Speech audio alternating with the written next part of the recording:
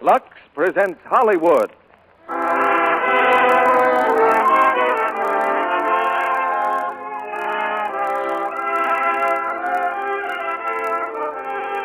The Lux Radio Theater brings you Barbara Stanwyck, Joseph Cotton, and Chester Morris in The Great Man's Lady. Ladies and gentlemen, your producer, Mr. Cecil B. DeMille.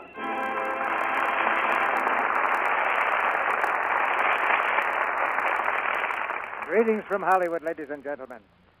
One day while I was lunching in the studio restaurant, I noticed a woman, a very, very old woman, seated at another table.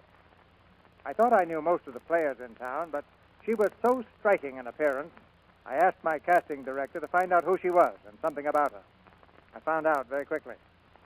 The little old lady was 109 years old, and her name was Barbara Stanwyck. I hadn't even recognized one of my favorite stars. That just goes to show you what a convincing performance Barbara gave in the Paramount picture, The Great Man's Lady. She plays the same part tonight, the woman called Hannah Sempler, from the age of 17 to the age of 109. And with Barbara, we present two leading men, the brand new star, Joseph Cotton, and Chester Morris, who's just made a direct hit in the Pine Thomas production, Ariel Gunner. In the untold story of almost every great man is a great woman. The Great Man's Lady is the drama of one of these, a strange chapter of love and adventure and sacrifice out of the lives of two great people. Think of all the changes that a woman 109 years old might have seen, from the first railroad train to the miracles of the present. Electricity, automobiles, radio, airplanes, and important everyday things like Lux Flakes, which have made life easier and more pleasant for many millions of women. See, 109 years ago, that's 1834, Andrew Jackson was president. Travel was by stage or sailing vessel. Men wore beaver hats. The ladies wore crinoline gowns. And the washing, pity the poor housewife, was usually done by boiling the clothes over an open fire in the backyard. The women of that day would certainly have regarded Lux Flakes as a new form of magic. And it's still magic, but not new to most of you. Now the curtain rises on the first act of The Great Man's Lady, starring Barbara Stanwyck as Hannah, Joseph Cotton as Ethan Hoyt, and Chester Morris as Steely.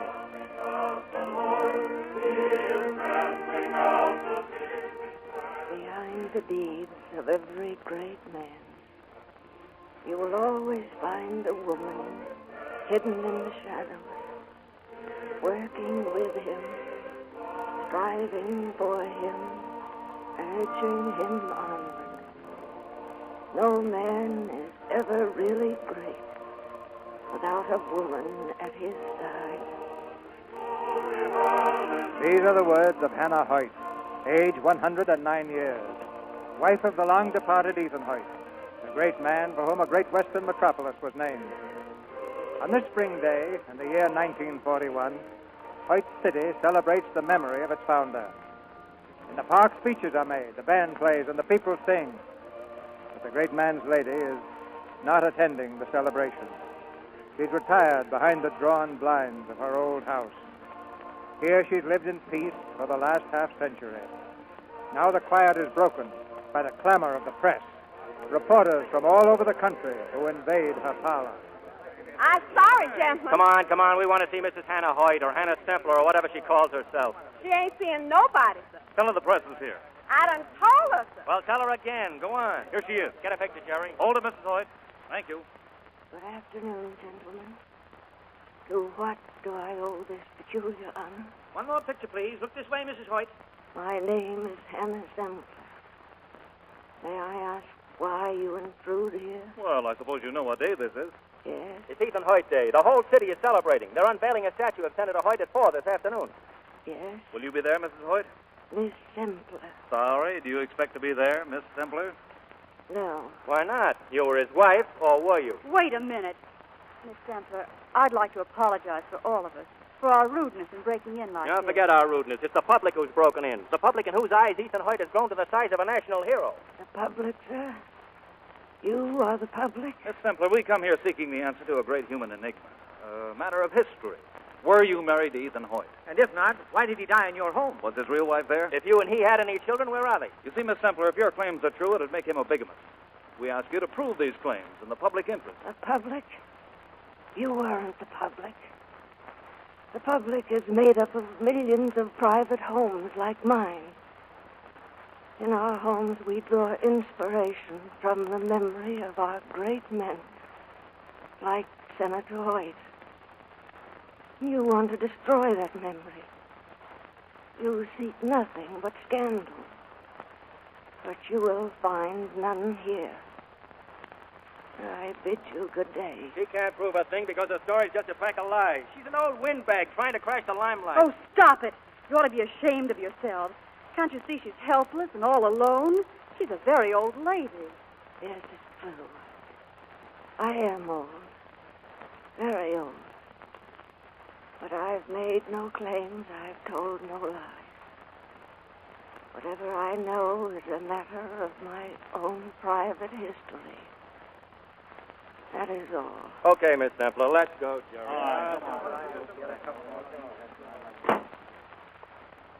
Miss Templar. Well, you came with the rest of them. What are you waiting for? Because I... Yes, I know. You got a public, too? Not yet, but I will have. I'm a biographer. Oh, what? I'm writing the life of Senator Ethan Hoyt. Oh, nice job. You like your work? I think he was one of the most wonderful... Yes, so do I. I guess I ought to know about that. Oh, then you have to help me. I've got to know what part you played. Were you married to him? Did you have a child? Oh, I've got to know all sorts of things. That's why I had to see you. Oh, look away, girl. There's nothing much to see. Just 100 or so years of memories.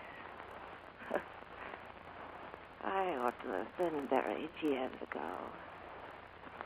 But I can't really say that. I'd like to live to be 200 years old. And then you and I'd both be old ladies. We could compare notes. You come back in 100 years, then I'll talk to you. Then you won't help me? Any good reason why I should? No. Except... I'm sorry. I'll go now. There, girl. Oh, wait a minute. Oh, are you crying? Oh, one of the meanest things about growing old is you forget how important everything seems to young people. Here, come over here and sit down. I'm all right, Miss Templar. Sit down, I said.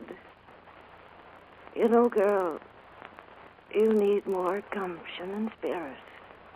Yeah. Now, where'd you say you learned about Ethan Hoyt? In books. Oh, proof. You'll never learn a man out of books, nor a woman either. Oh, girl. Men were different in those days. Men like Ethan. There was a band playing in his heart and the devil in his eyes. And I was a very young lady in a stuffy Philadelphia house in the year 1848. I'd met Ethan before, once or twice. But the time I remember best was the night he came galloping up to my father's house. I saw him from the upstairs window, galloping back from the west like a bright bit of wind. Evening, Miss Templar. Hello. Hello, back. So I see. Well, come down and welcome me home. That's what you've been waiting for, isn't it? I haven't been waiting for you, Mr. Hoyt. I've just been looking at the moon. There isn't any. Oh, good night, Mr. Hoyt. Cousin Bettina, did you see him? Well, I must say, Hannah. What's the matter? Making a public spectacle of yourself. Oh, don't be stuffy, Bettina. Did you see how he smiled? A gentleman would never have dared. Gentleman, you mean like my Mr. Cadwallader? I dare say he's never smiled in his whole life. Hannah! I almost died laughing when he proposed to me. Miss Templar, I have the great honor to address myself to your favor. Your father and I are thoroughly agreed... Hannah, that's not very ladylike. What's not? Making fun of the man you're betrothed to marry. Oh, rats, he's really betrothed to my father. Hannah Simpson. Well, they made the agreement, not I. Parents know better. How do I look, Bettina? You know, I think he likes me. Who? He's in Hoyt, of course. Hannah. Well, he smiled, didn't he? He always smiles. Every time I see him, he smiles. That's because he's a ne'er-do-well. A what? Mama says he lives with the Indians and smells like a buffalo. Oh, prove it. Well, he makes his clothes from dead animals. That isn't buffaloes. It's all the same. Well, then I think buffaloes must smell lovely, like the fresh air in the sun. Good night, Bettina. Have a good sleep. Where are you going? Downstairs. But you can't. He's down there. That's why I'm going. Hannah Simpler. Where you going, honey? Downstairs? Well, don't go in the library, child. Why not? Because there's having a big private confabulation in there. But, Delilah, I need a book. Now, you're going to need two books when your father catch you eavesdropping, and they ain't going to be in your hands, neither. Oh, now, don't be quiet. There he is, Delilah. What it is. Oh, isn't he handsome? Come away, child. Come away. Gentlemen, I wish I had the power to make you see it with my own eyes. Two great rivers of the West coming together like an arrow. Like a sign from the Almighty, gentlemen, pointing out the natural site of a great new city. And the public buildings, gentlemen, all grouped around a great square filled with fountains and trees. And behind the city, a hill. And on the hill, homes. Homes, gentlemen, filled with light and air. And the country itself, the West.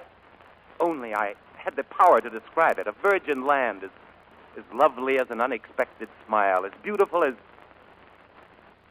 that young lady in the doorway. Good evening, ma'am. Hannah, Good evening.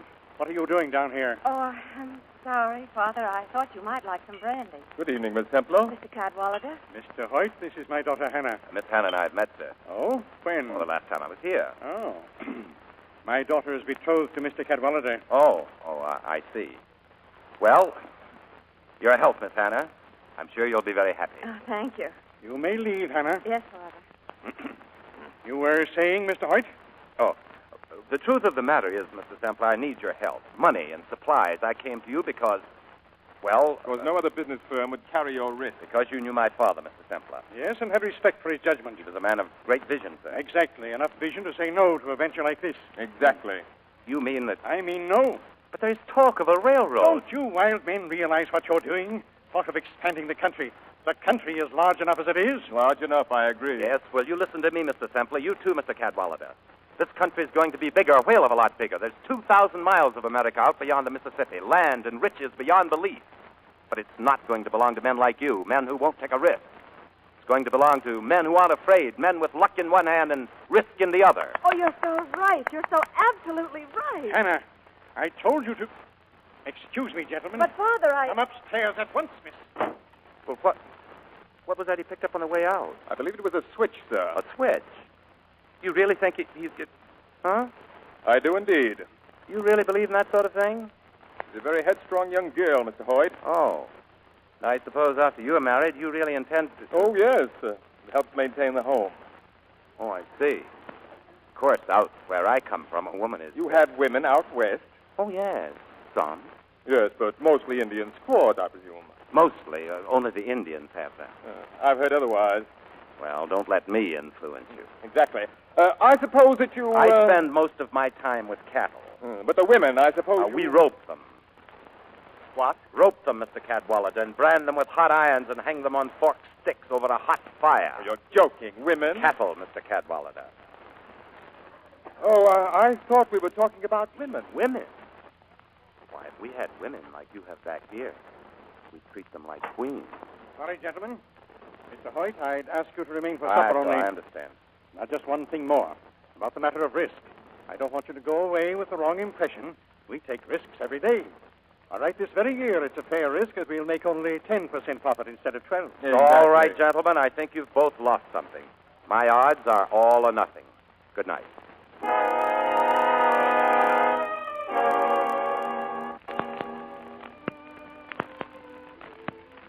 He didn't leave Philadelphia right away. I caught a glimpse of him once in a while, dressed in his buckskin, galloping about town on his great black horse. And then one night, there was a moon this time. I was lying in bed when I heard a noise at the window.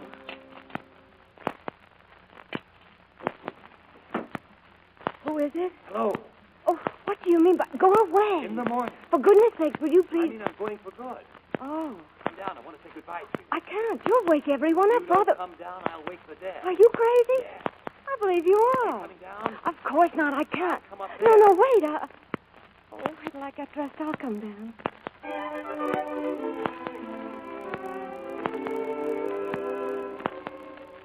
Isn't it funny? Ethan thought he was talking me into something that night. There I've been setting my cap for him. And he didn't even know it. Poor Ethan. He never had a chance. It's a nice night. Yes, I thought it'd be pretty here. Moonlight and everything. yes. They say a full moon makes people do strange things. Yeah, I guess so. Like it's not me here at all, not really. No, I think we'd better go. Do you feel strange, too? Mm-hmm. You're afraid of something. Mm-hmm. Of what? I don't know. Yes, I do. You shouldn't be here, Hannah. Well, of all things, did I ask to come? No. I mean, Go on. you know what I mean. I can't imagine. You know I'm in love with you. Oh, no. Believe me, Hannah. Maybe. You've got to. I won't have a chance to say it again. Do you love me? Maybe. I think you do, Hannah. Oh, Ethan, yes. Hannah. You know something? Hmm. You don't smell at all like a buffalo. Oh. Don't I? No. Why? You're crying. Oh, I've got a handkerchief. Here, let me have it. Now look up here. What are you crying about? I don't know. Because I'm leaving? I don't know. Hannah. Hannah, may I keep your handkerchief? I'd like to take it with me. Something of you. Oh, Ethan. Take me with you, too. Take me.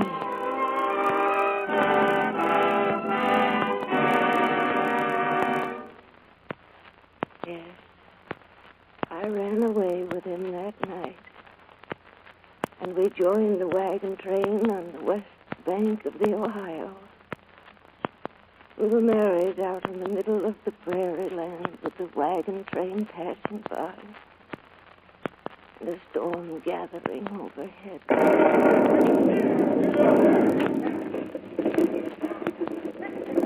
For the good Lord strike the thunder, what men would join, yea, verily. I can't find the place. Just hit the high spot, Parson. Rain's almost here. Yep, here it comes. Maybe I can do it without the boat. Go ahead. Hold hands, please. Ethan, do you take this woman to be your lawful wedded wife? I do. And do you, Hannah, take this man to be your lawful wedded husband, F.W. Park? I do. Then let no one put asunder, whom God hath joined forever. I pronounce you man and wife. Whoa there. Whoa, boy. I've got to take care of the horses. Whoa. Well, missus, it's all over. Yes, of course. Plain wedding's 2 bits. Pretty one's $1. Well, we haven't much money. Would a plain one be all right with you? Sure. Now, let me see. Got the wedding certificate here. Mm-hmm. What's Ethan's last name? Ethan Hoyt, H-O-Y-T. H-O-Y-T? Yes. Hannah Sempler, S-E-M-P-L-E-R. Templar? There you are, Miss Point. Holy. Thank you. Come on, let's go. Coming, Ethan. Good luck. Thank you. Horses going to bolt if they don't get moving. Here. Up you go. All right. Get I'm up. ready, Ethan. Get up. Well, Hannah, Well, Ethan. got to kiss the bride, didn't I? Oh, it doesn't matter. Forgot other things, too, I suspect. Flowers, a ring. It's what the man said that counts. He said forever. That's right. You and me, Ethan. forever.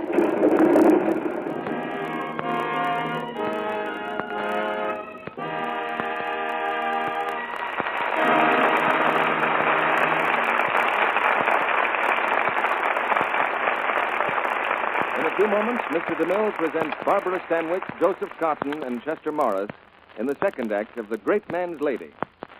Now it's intermission time, so let's go along with our reporter, Libby Collins, as she talks to Mary Sue, a wartime bride.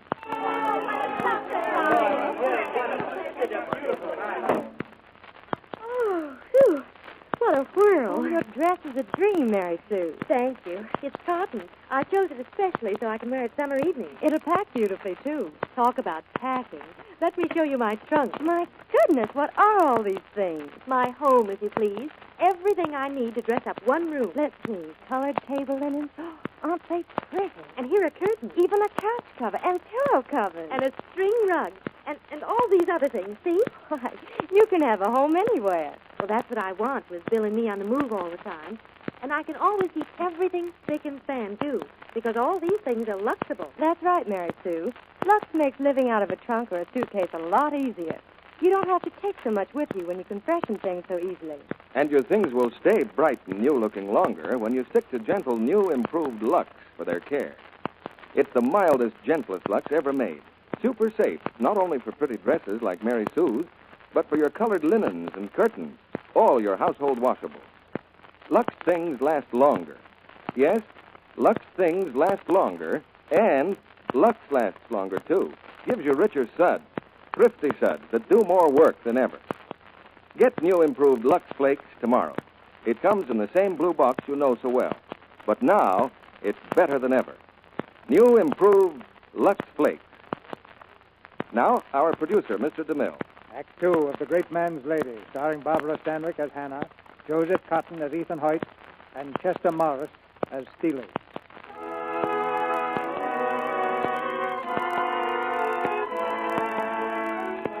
From the pinnacle of more than a century of life, Hannah Hoyt looked backward to the year 1848, to the time when she and Ethan rolled westward in a covered wagon to found a great city on the barren prairie land.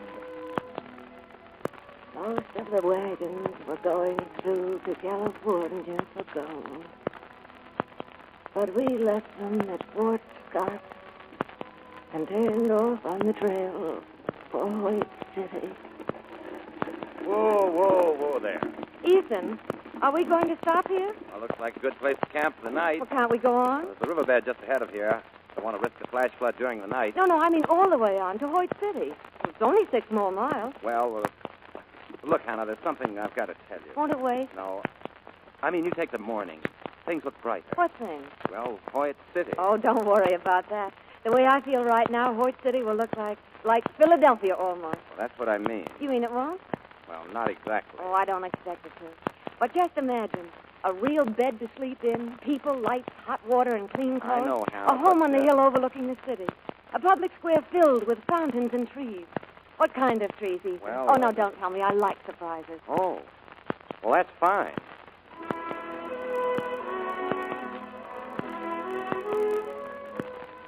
I got my surprise, all right. Hoyt City in 1848.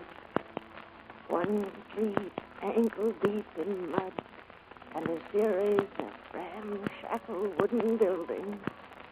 That's all. Oh, yes. There were 4 saloons. Well, here we are, Hannah. This is it. Yes, Ethan. Oh, I'm sorry, Hannah. I wanted to tell you before. I know how it must have sounded. Like I'm just a plain liar. No. You were just seeing it the way it's going to be, that's all. A great city can grow here, Ethan. You really think so? We'll build it, you and I. Sure we will. People will help us. That's how I meant it. But it can really be like a city glittering in the sun with towers like silver and gold. And people, Ethan. Thousands of people building something all new and shiny. Hoyt City.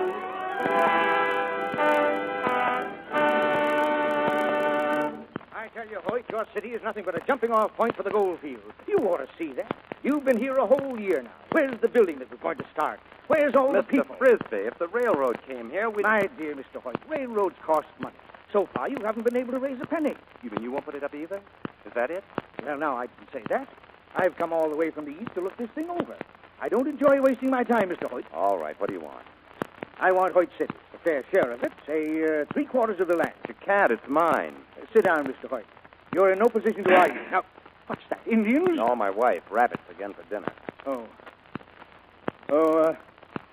Now look here, Hoyt.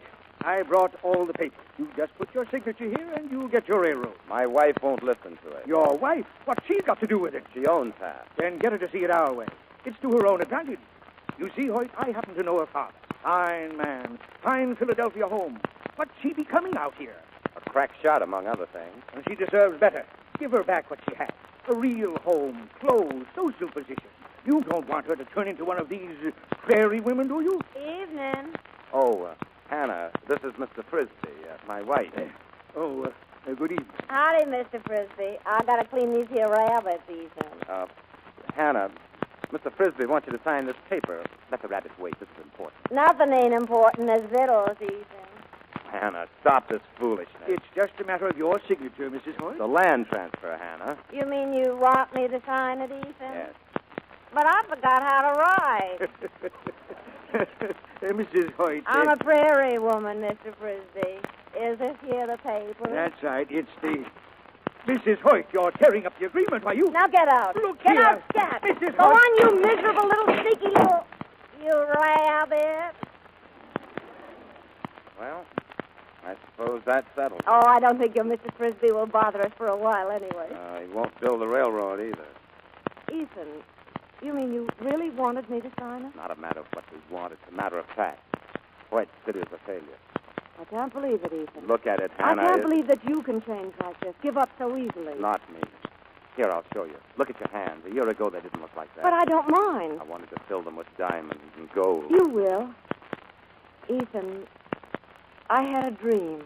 So did I. No, I mean a dream about gold. Gold? Oh, maybe it sounds silly, but I really did.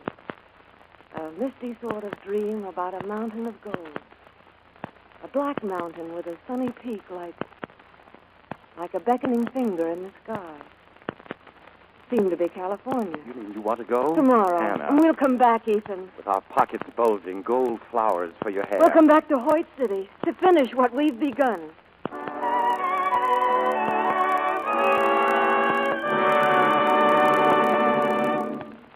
We had $100 to our name that night.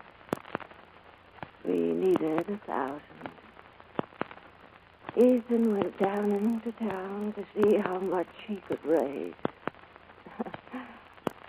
He got as far as the second saloon. And then he ran into Steely Edwards. Steely ran a Montague. Right over here, friends. Try your luck with Steely Edwards. You can't lose without trying. It's all in the cards, 3-card Monty. The game's crooked, the cards are fixed, you can't win. Step right up. I take no bets from paupers, widows, orphans, or cripples. Go ahead, Ethan. Take a chance. Well, who's Ethan? Well, Ethan, want to lose your money? I've got $100 on the ace. Eye on the ace, friend. Now watch closely. Here it is. Now here. Here. And now where? Here. No, friend. Here. Oh. I told you can't win, friend. You're beaten before you start. I'll try it again. Yeah, for what stake? My horse. Your horse. Very foolish. Eye on the ace, friend. Now watch closely. Here it is. Now here. Now here. And now where? Here. Oh, too bad, mister. It's here. Now suppose we try it once again. I've got a workhorse. A workhorse. Well, here we go again. Now watch the ace and watch it close.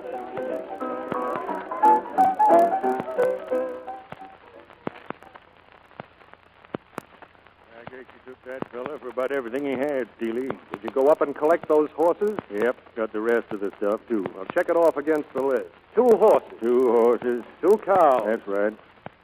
Chickens. What? Wife. Oh, well.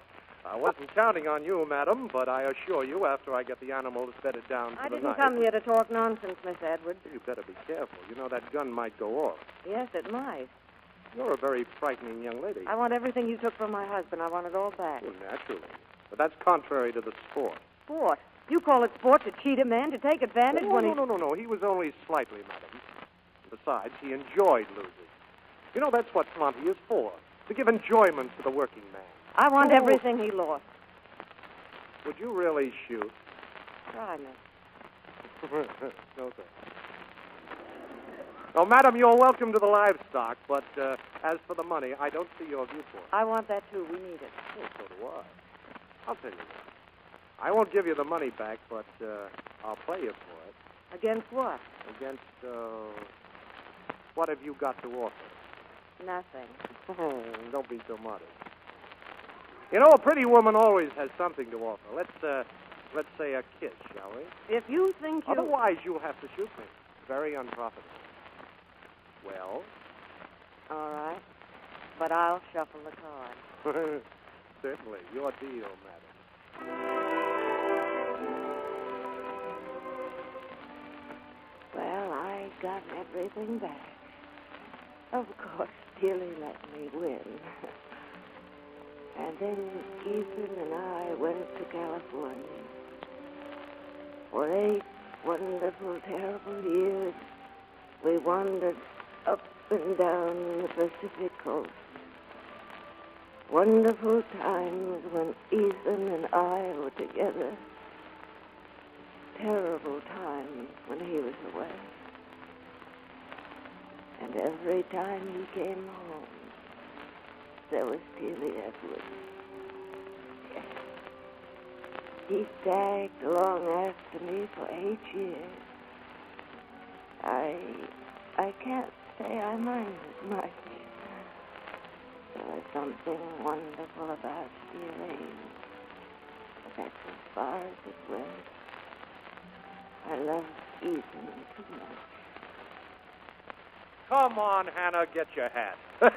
I bought 2 tickets for the concert tonight. I can't go, Steely, but thanks. Oh, thanks. You know, that's what you always say. By this time, you ought to know what I mean. I don't know. All I know Steely, do me a favor. anything. Go down to the Faro house and leave me alone. I thought you said you didn't like gambling. Well, I don't call it working for a living. I suppose Ethan never gambled in his life. That's got nothing to do Well, with that's it. just the point. For 8 years, he hasn't had anything to do with anything but himself. Except when he comes home for a bath or to change his clothes. Oh, I'm sorry, Steely, but you deserve that. yeah. Yeah, I guess I did. Anyway, those 8 years are over. Things will be different now with Ethan and me. You see, I'm going to have a child. A baby, huh? Well, that's fine, Hannah. That's great. I guess you won't be going anyplace for a while. No. Well, I'll run along. Good night, Hannah. Good night, Steely.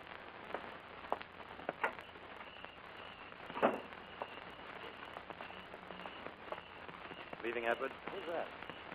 Oh, is that you, Hoyt? Yeah. So you're back, huh? Well, welcome home. Thanks. I figured you'd be glad to see me. Did you have luck this time? No, did you? I'm not so sure I get that. Suppose I explain it, or maybe you'd better explain how it is I happen to run into you every time I come home. You better get inside. Hannah's waiting. Come here. Now, you take your hands off, friend. We're going to settle this thing right now. Well, that's all right with me. But I think I ought to tell you, I never carry a gun. Lucky for you. Now get out of here and stay out.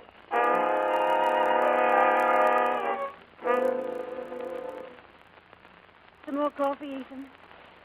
No, thanks. Oh, it's wonderful to have you back. I've got so much to tell you. Ethan, I'm... Hannah, we'll keep, Oh, I suppose so. then save it for morning, will you? I'm tired. Dog tired. Got a spare bed for a miner down on his luck, Mrs. Hoyt? Yes, of course. Good. Your bed's all ready. I've just got to turn down the covers. Oh, Was there anything doing this trip, Ethan? no. Same old story, a little gold, but you can't get it out of that blue stuff. Thick as pitch, blue stuff. Some people claim it's silver, but they're crazy. Just gets in the way. Lie down, darling. I'll take off your boots. Watch out. It's all over the blue clay. It's messy, isn't it? Yeah. Strange country up here. Virginia City, a black hill called the Sun Mountain. Like a finger beckoning from the sky. Sun Mountain? Yeah. A mountain of blue clay. Ethan. Ethan, are you asleep? Sun Mountain. Like a finger beckoning in the sky.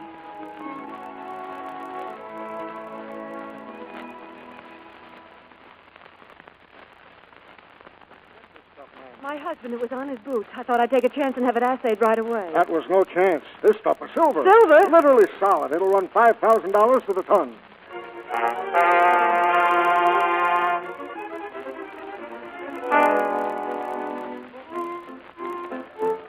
It's Steely Edwards here. I've got to see him right away. Right over there at the bar. Thanks. Steely! Steely! Why, Hannah. Well, at your service, madam. Steely, listen, we're rich. Well, good. Who? Ethan and me. He found silver, Steely, tons of it. Tons of silver. I've got to get him out of town now, tonight. The word's going around. They'll mob him to find out about it. Can you lend me some money? For him? For me, to buy the mines. I'll pay it back. Oh, please, Steely, every cent I'll scrub, I'll cook, I'll pay it all back. And you're going to stay here? Yes. And he'll let you stay? Oh, he doesn't know about the baby. I can't tell him. He wouldn't go, not if he knew. You wouldn't go, Steely. No. Oh, don't you see? It's his chance. It's what he's been looking for, grubbing and digging his way through the mountains for 8 years. He's got to go, Steely. Alone. If some woman ever felt like that about me, if her name was Hannah, how much do you want? Oh, Steely, thank you.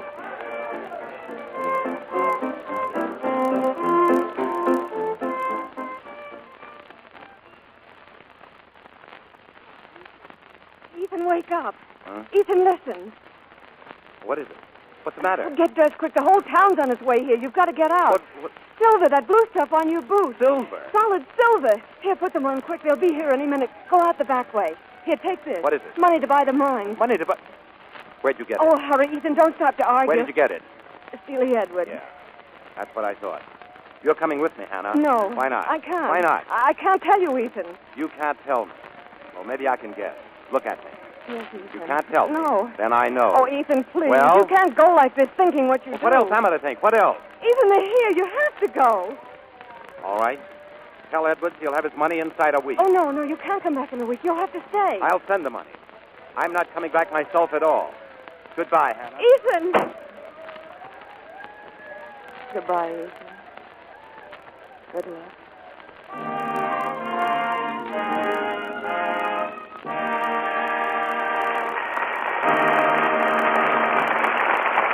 We pause now for station identification. This is the Columbia Broadcasting System.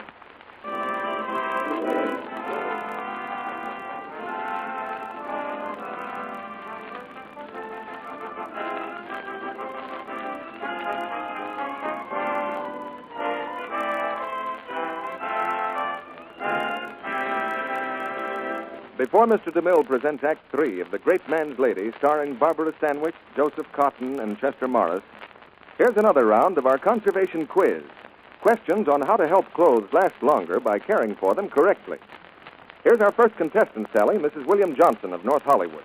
And our first question, Mrs. Johnson, is, should a girdle be luxed once a week, several times a week, or once every 2 or 3 weeks? Several times. Several times a week is best if you want to get the best kind of wear from it. If soil and perspiration are left in the fabric, they tend to weaken its elastic qualities. Luxing takes away soil and perspiration very gently, helps girdles last and keep their fit longer. And, Mrs. Johnson, you'll find this box of new improved Lux Flakes will last a long, long time, too. It's very thrifty. Well, that leads right into our second question, Mr. Kennedy. And Mrs. John Sutherland of Los Angeles will try to answer it, Sally. Now listen carefully, Mrs. Sutherland. If 2 tablespoons full of Lux will wash a day's underthings and stockings, just 2 tablespoons full, how long will a large box of Lux Flakes last? 14 days, or 28 days, or almost 2 months? If you're not sure, take a guess. 28 days? Oh, no. 1 big box of new improved Lux will do stockings and undies every single day for almost 2 months. That's practically all the rest of the summer. Don't forget that your slips and other undies will wear better, look new longer when you wash them the gentle Lux way. Follow the directions right here on the box, Mrs. Sutherland, and you won't make any slips in washing. You'll save 2 ways. Lux things last longer, and Lux lasts longer, too. It comes in the same familiar box, but it's better than ever before. New, improved Lux Flakes. Now Mr. DeMille returns to the microphone. You're invited to meet our stars in person after the play. But now the curtain rises on the third act of The Great Man's Lady, starring Barbara Stanwyck, Joseph Cotton, and Chester Morris.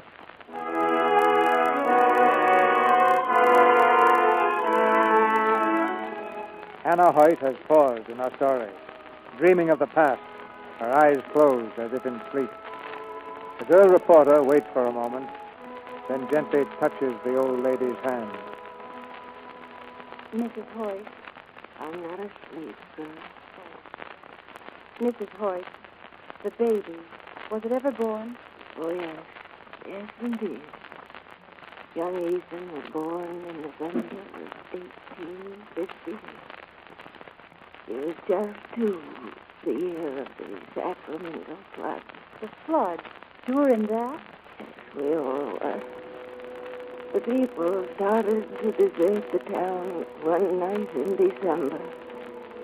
I'd just finished packing when Steely Edwards came to the house. Steely! Get out of the rain. Oh, you're a godsend, Steely. I had no idea it was this bad. Take the baby. Help us down to the boat. The boat? We're going to San Francisco. That's where you're going, isn't it? Yes, but... Well, then come on. You always said you wanted to take me on a trip.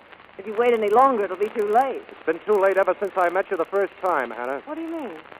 You're not going to San Francisco. You're going to Virginia City, where he is. Oh, no, Steely, I can't. Why not? I've never even heard from her. Now, look, Hannah, you love him. That's all that matters. All your life, you've gone back to him. Come on, swallow your pride. Do it once more. You see, young Ethan's never heard from him either. He had the tickets for me on the stage to Virginia City. All night we traveled through that storm, the horses floundering in mud to their knees. And then towards dawn, we reached the bridge. Yes, sir! We'll never get across this bridge. The foot underwater right now. Let's dive in Oh, Ethan, hush, baby. Mother's here. Mother's here, darling. It's all right, Ethan. Mother, come back. We're going to see Daddy, Ethan. You're going to see your daddy. Get back! Get off the bridge! Hurry up! Hurry!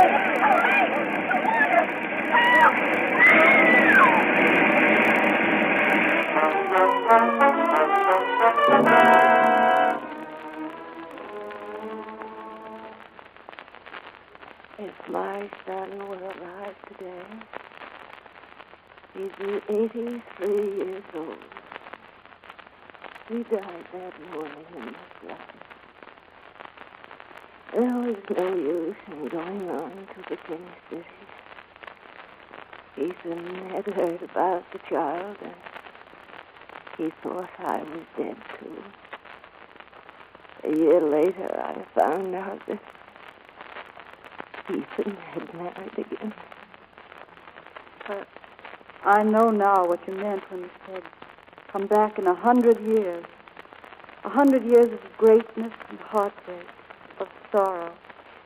I went to San Francisco then to work in Steely Edwards' place, the Crystal Palace. I was still there in 1868 when a gentleman playing at one of the tables asked to see me. The gentleman was my father.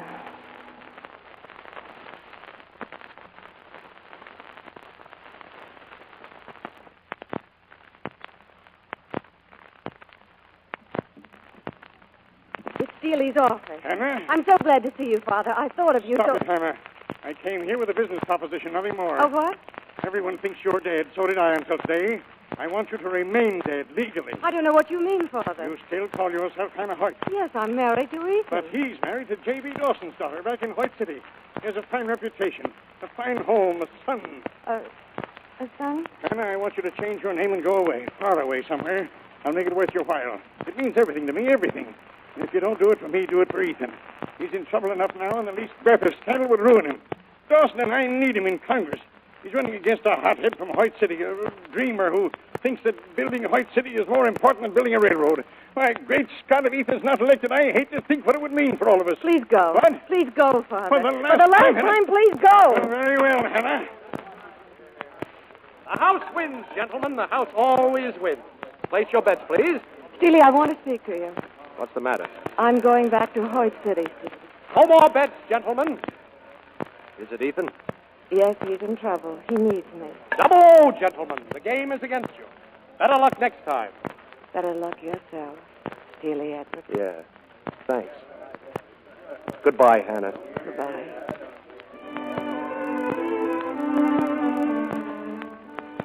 You know where I found Ethan? In our little cabin, the house he had built for me.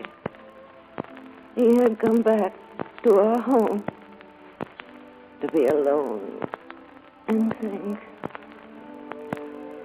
Hannah. Hannah, is that you? Yes, Ethan. This afternoon, I thought I saw you in the crowd when I was speaking. Yes, I didn't die. I was bringing you your son. My son? Yes, Ethan. Forgive me, Hannah. I failed you. I've always failed you. No, you've gone forward the way you were supposed to go. That's what I wanted for you. I'm like a blind man now, Hannah. Man in the dark. No, you'll see again. You'll see what you yourself used to see better than any man on earth. A fine, bright world. We started to build it once. Not as simple as that. I've changed.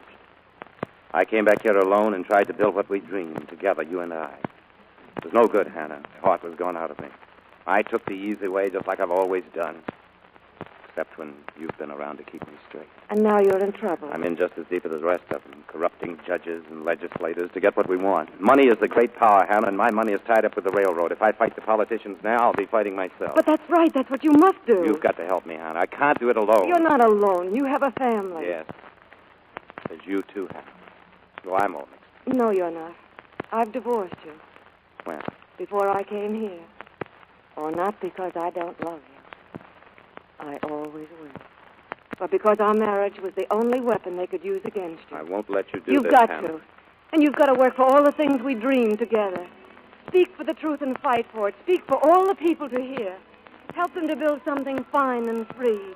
A country that your little boy, that all our children will be proud to inherit and live in. If only we were beginning all over. Spring never comes again, Ethan. Ethan went on from there. Went on into greatness and glory. He used his greatness like a beacon to give men hope. Men building cities and a nation. Do you mind if I say something? No, speak ahead, girl. I think that statue in the park is the wrong person. It ought to be you. Oh, nonsense, girl. Behind the deeds of every great man, you will always find a woman hidden in the shadows, working with him, striving for him, urging him onward. No man is ever really great without a woman at his side. But the woman is only a helping hand. What Ethan did, he did alone. I never saw him again until he came back home in 1906. He stood in the doorway one spring morning, his hair all silvery in the sunlight. He was holding out his hand, smiling at me, so sadly. I've come back, Hannah. I've come home to die.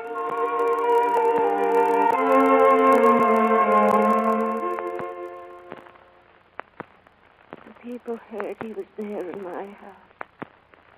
They came to pay him homage.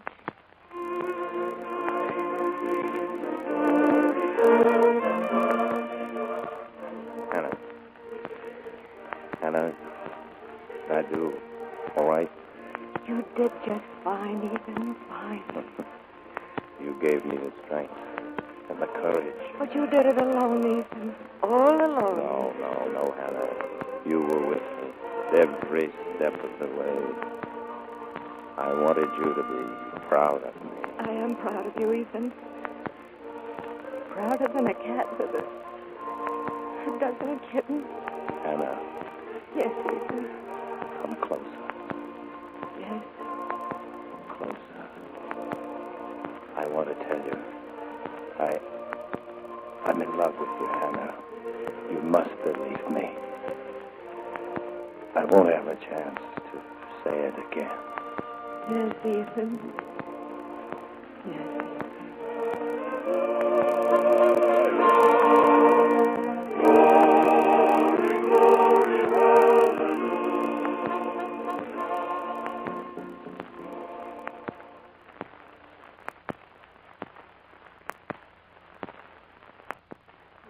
There now on that statue. And no one's ever going to pull him down. No one. I have our marriage certificate here. See?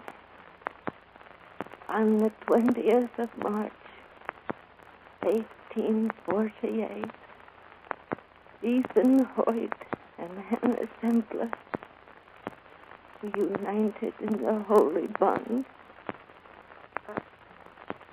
I'm not going to write his life, Mrs. Hoyt. I knew you wouldn't. Now, run along, girl. You've got 100 years of your own to live.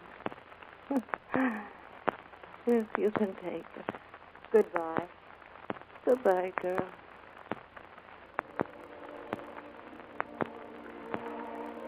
"20th of March, 1848. Ethan Hoyt and Hannah Simpler were united. Forever, Ethan. No one can change. Forever.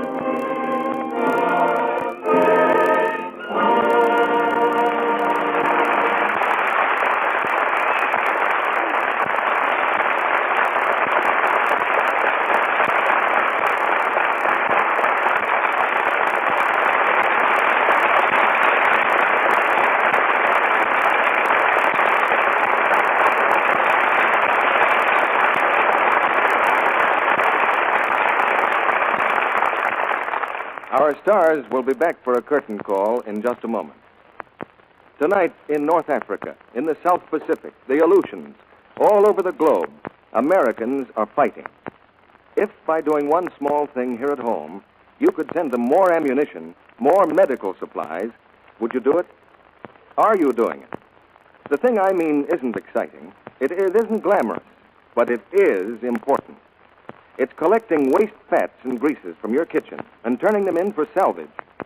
Every spoonful of waste fat you can spare is needed. It contains glycerin, one of the things used in making war materials. 1 tablespoonful of waste fat saved a day adds up to 1 pound a month. Enough to fire 4 anti-aircraft shells at an enemy bomber. Well, here's what we do at our house. First, of course, we use what fats we can for frying and so on. Then, when we're through with them, we strain them into a clean tin can. Any kind of a fruit or vegetable or soup can. Then we take them to the butcher, and he turns them in to be made into gunpowder and other things our army needs. The cans you turn in will be salvaged as well as the fat. So don't use glass or paper containers that break or leak. Remember, every spoonful of waste fat you turn in is important. Save every bit. Turn it in promptly. Your butcher will pay you cash for it. And within 21 days, the fat you turn in will be helping to provide both ammunition and medical supplies for our men on the fighting front. Now, here's Mr. DeMille with our stars. 3 good troopers troop back to our microphone now.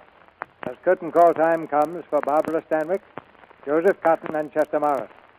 How does it feel to play the part of a woman 109 years old, Barbara? Wonderful, Joe. Just think I could be Cecil B. DeMille's grandmother. Well, what beautiful eyes you have, Grandma.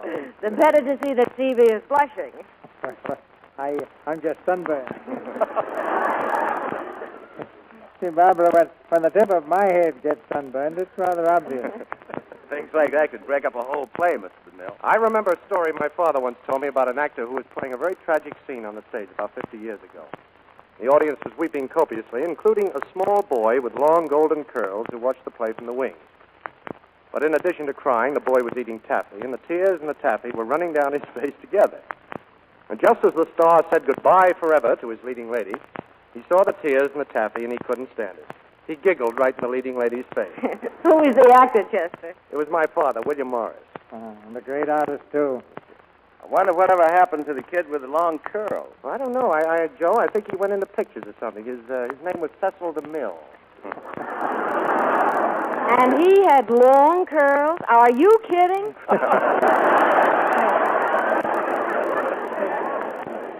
Times have changed.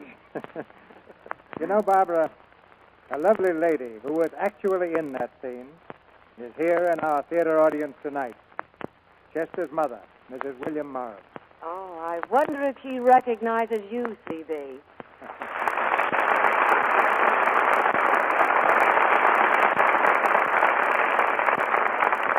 Maybe I better change the subject. What's next week's play? One of the biggest comedy hits Broadway and Hollywood have seen in years, Barbara. It's My Sister Eileen. And our stars will be Rosalind Russell, Brian Aherne, and Janet Blair. My Sister Eileen is the story of two girls from the Middle West and their adventures in the wilds of New York. The play ran for 2 years on Broadway, and next Monday night we'll have the same 3 stars you saw in the Columbia picture. Rosalind Russell, Brian Aherne, and Janet Blair. Sounds like standing room only, Mr. DeMille. Good night. Good night. Good night. Good night.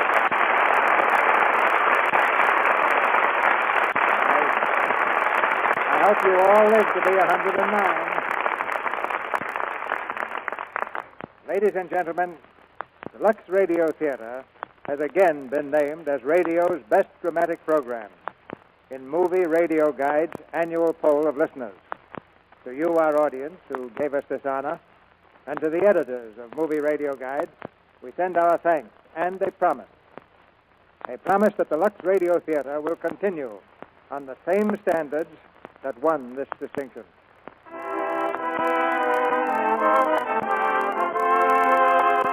Our sponsors, the makers of Lux Flakes, join me in inviting you to be with us again next Monday night when the Lux Radio Theater presents Rosalind Russell, Brian Aherne, and Janet Blair in My Sister Eileen.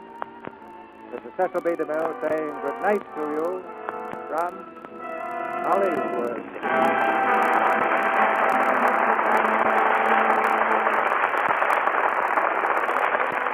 Barbara Stanwyck's next picture is the Universal production For All We Know. Joseph Cotten appeared tonight by arrangement with David O. Selznick and will soon be seen in the Universal picture Hers to Hold. The Great Man's Lady has been presented tonight through the courtesy of Paramount Pictures, whose current production is Dixie, with Bing Crosby, Dorothy Lamour, and Marjorie Reynolds.